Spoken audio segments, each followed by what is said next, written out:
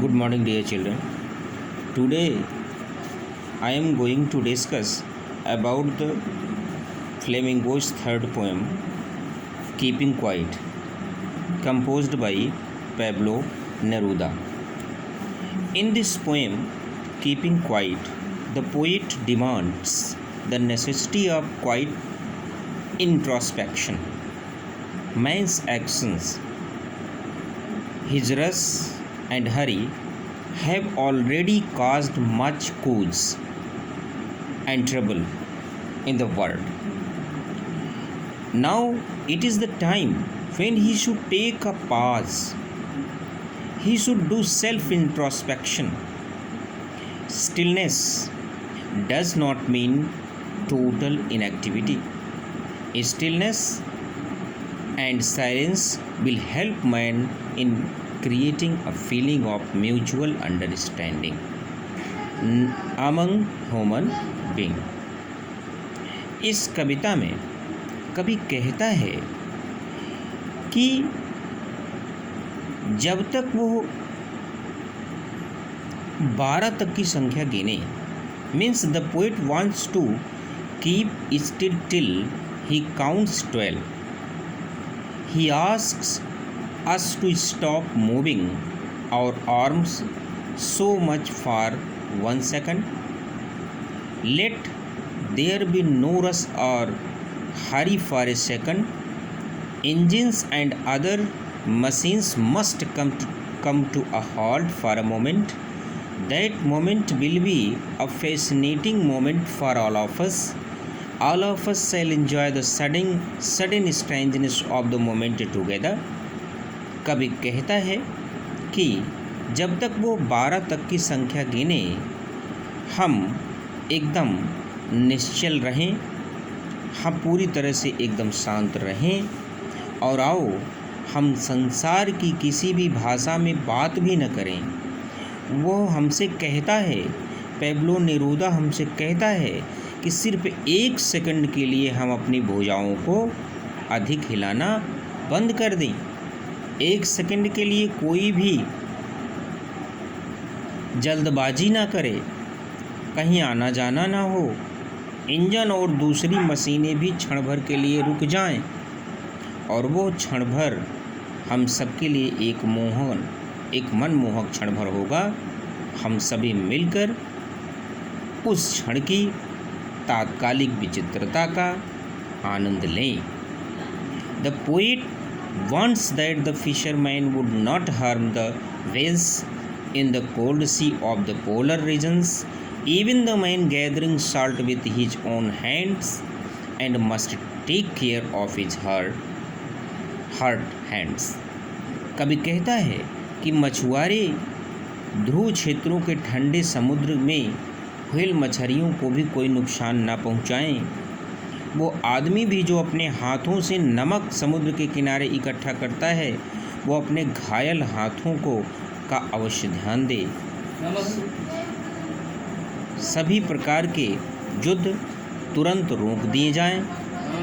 पर्यावरण के विरुद्ध हरे युद्ध, जहरीली गैसों के साथ युद्ध और अग्नि अस्त्रों का प्रयोग भी ठीक उसी तरह से रोक दिए जाएं।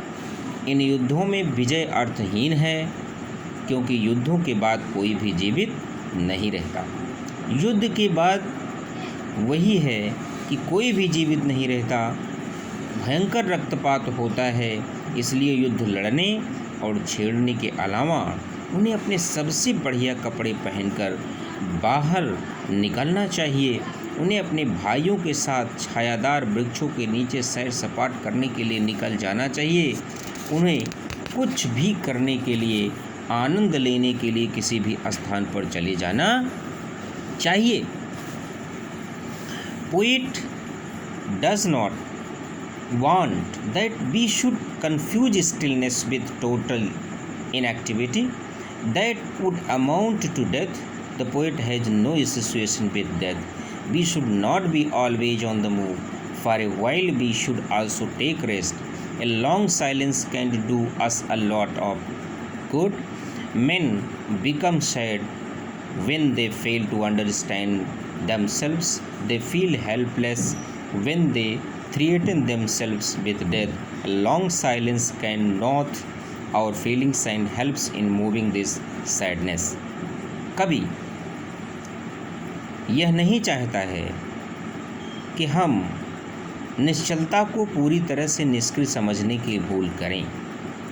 इसका अर्थ यह मौत भी नहीं है, और मौत जो कि शाश्वत है, सबके साथ आनी है, और फिर हम कभी मृत्यु के साथ कोई भी संबंध कभी का नहीं है।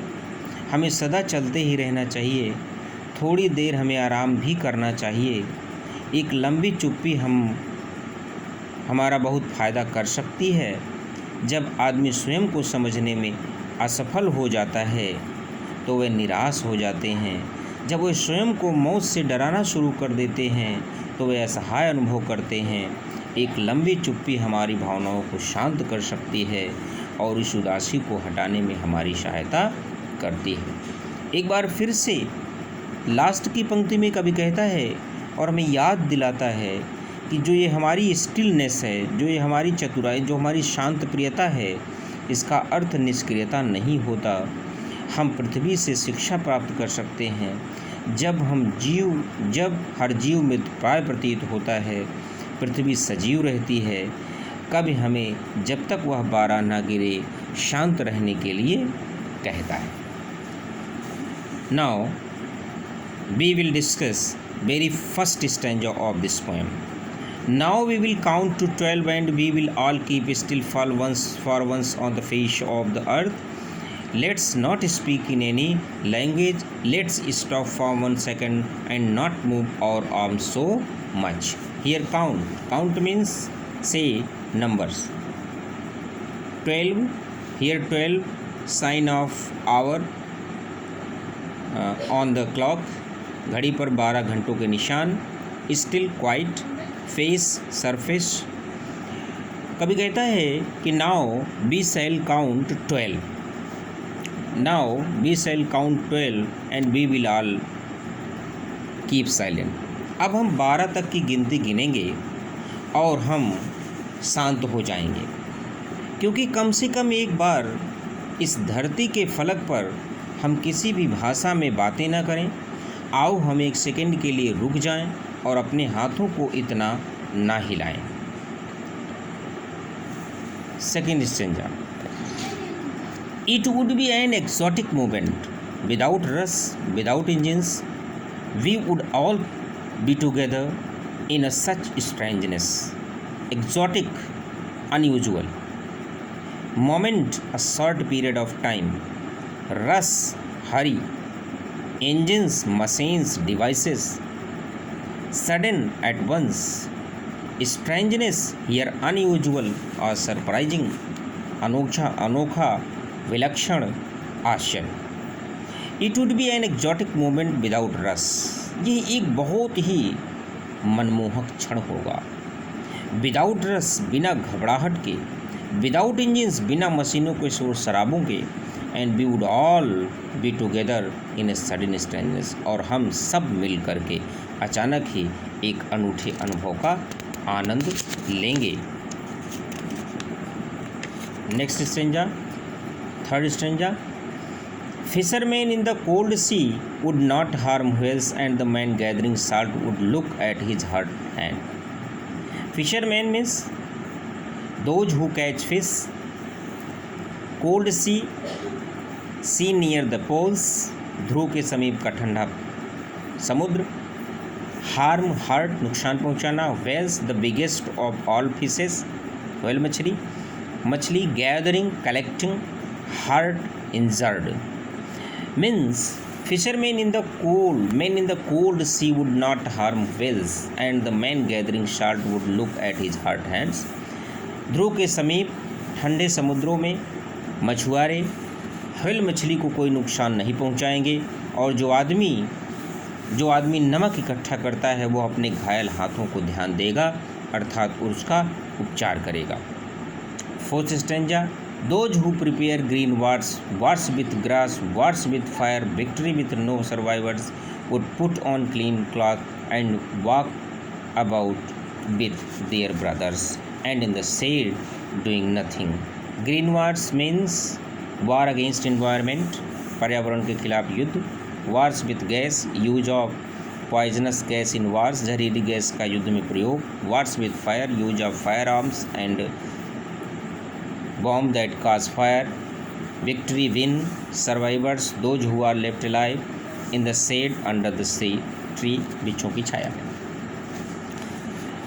Those who prepare green wars, wars with gas, wars with fire, victory with no survivors, जो पर्यावरण के विरुद्ध युद्ध करते हैं अर्थात पर्यावरण को नुकसान पहुंचाते हैं, गैसों से युद्ध करते हैं, अग्न्यास्त्रों से युद्ध करते हैं, विजय तो प्राप्त करते हैं परंतु उस युद्ध में कोई भी जीवित नहीं बचता है. कभी चाहता है कि वह स्वच्छ कपड़े पहनकर अपने दूसरे भाइयों के साथ बिना कुछ किए हुए वृक्षों की छाया में जाएं और आनंद लें. What I want should not be confused with total inactivity. Life is what it is about. तो मैं चाहता हूँ कि उसे पूर्ण निष्क्रियता समझने की भूल हमें नहीं करनी चाहिए. जीवन वही है जो यह हुआ करता है, मेरा मौत के साथ कोई रिश्ता नहीं है. I want to truck with death. और यदि हम अपने जीवन को लगातार आगे बढ़ाने की ओर केवल अपना ध्यान केंद्रित ना कर एक बार भी कुछ ना कुछ करें तो शायद एक लंबी चुप्पी हमें आपको कभी न समझने से प्राप्त हुई उदासी और स्वयं को मौत के मुंह में धकेलने के खतरे के बीच रुकावट पैदा कर सकती है.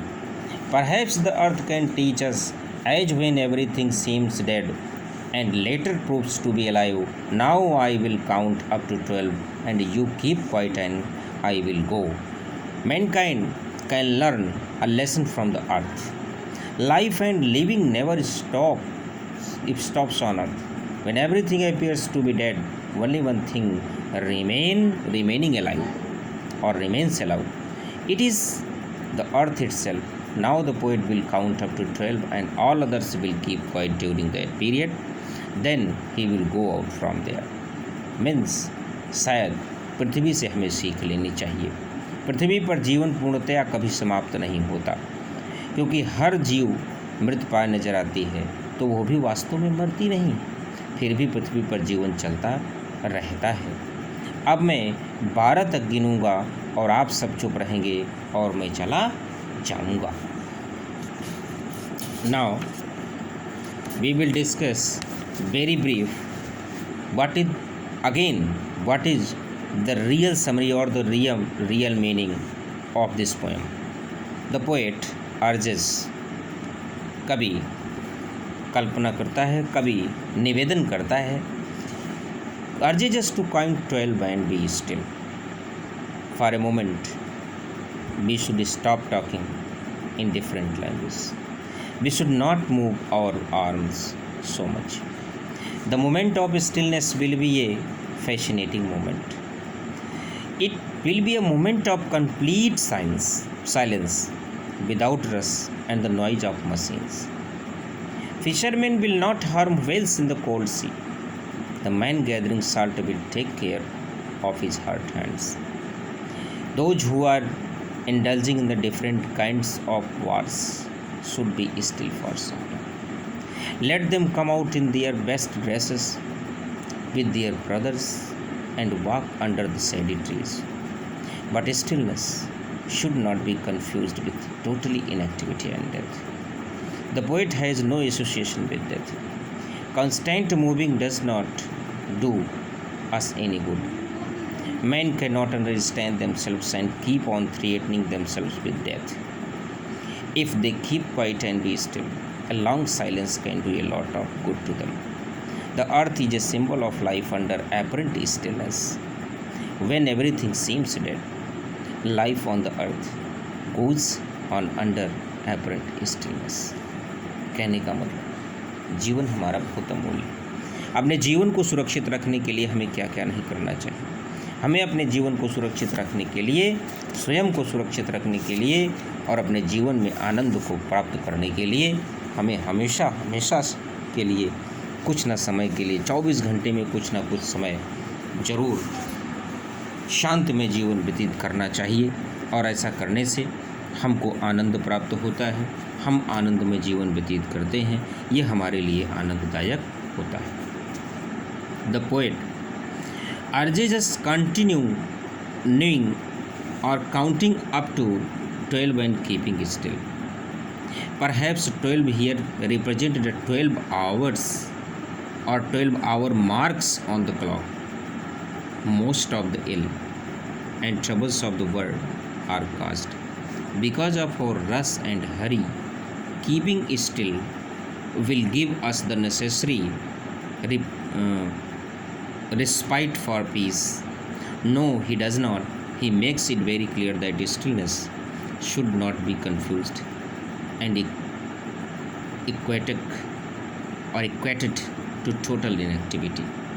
Total inactivity brings death, but Neruda has no truck with death. His stillness means cessation of hostile and harmful human activity.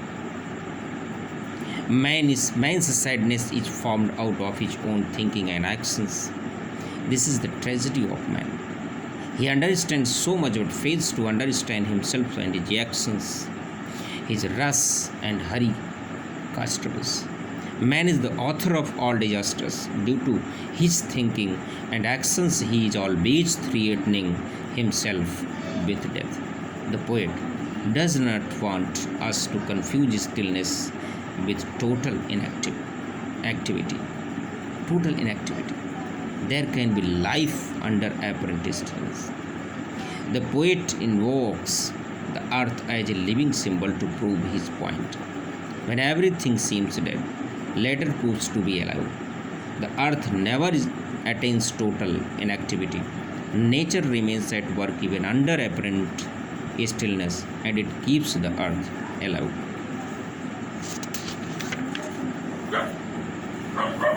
Now, we will discuss some important questions also. Why do men become sad? व्यक्ति क्यों नाराज होता है? व्यक्ति क्यों दुखी होता है? हम सारे दुखी। व्यक्ति क्यों दुखी होता है? Men fail to understand themselves. They are always threatening themselves with death. When they realize this, they become sad and helpless. Only a huge silence can interrupt this sadness and can do good to men. Justify the title Keeping Quiet. The title of the poem is quite appropriate and logical. The people of the world are always in rush and hurry. Their actions and reactions have led to untold sufferings and troubles. Keeping quiet will be them a lot of good. It will give them the much needed time for self-introduction. It will save them from many harmful activities. What is the exotic movement the poet Pablo Neruda wishes for? Pablo Neruda dreams and wishes for an exotic movement. It will be the moment when mankind will be free from rush, noise and harmful actions. The noise of engines and machines will cease. It will be a rare moment of peace and tranquility. I want to tell you some important questions. Very important question. Very first question is, why does the poet urge us to keep quiet? Why does the poet urge us to keep quiet? कवि हमसे शांत रहने के लिए क्यों निवेदन करता है? Next question, why will that be an exotic movement? Third question, what does the poet ask the fisherman and the man collecting salt to do? Next question, justify the title of the poem. Next question, how is stillness not total inactivity? Why does the poet say that he has no truck with death? What alternative does the poet suggest instead of indulging in wars?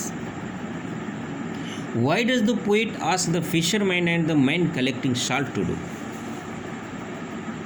Means ये last में मैंने जितने questions आपको बताए हैं ये सबसे important, इन सारे क्वेश्चंस को आप सब लोग डिस्कस करेंगे और मैं मानता हूँ कि अगर आप इन सारे क्वेश्चंस को डिस्कस करते हैं तो ये आपके लिए बहुत ही फ्रूटफुल होगा।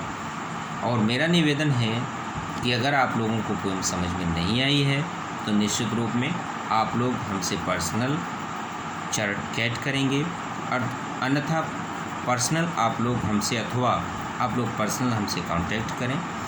मैं पुनः इसको आगामी 19 को स्कूल हमारा खुल रहा है, 19 अक्टूबर को जब स्कूल खुलेगा तो आप लोग अपने अपने इम्पॉर्टेंट क्वेश्चंस को हमसे पूछेंगे, इम्पॉर्टेंट पैराग्राफ्स को भी डिस्कस करवाएंगे, इम्पॉर्टेंट स्टेंजास को भी हमसे डिस्कस करवा लेंगे। निश्चित रूप में मैं मानता हूं कि हमारे सारे बच्चे पढ़ रहे हैं, मेहनत कर रहे हैं और जितना हो सकता है हमारे टीचर भी अलॉन्ग विथ मी, साथ साथ मैं भी मेहनत कर रहा हूं। आप लोगों को कहीं भी कोई प्रॉब्लम है तो निश्चित रूप में without any hesitation you can ask any questions, you can ask any explanation of any stanza or any paragraph. I will discuss in very detailed mode for the profit of our students. So thank you so much for watching my video. Thanks a lot. Thanks dear friends, dear students and all other men or all other person. Thank you so much once again.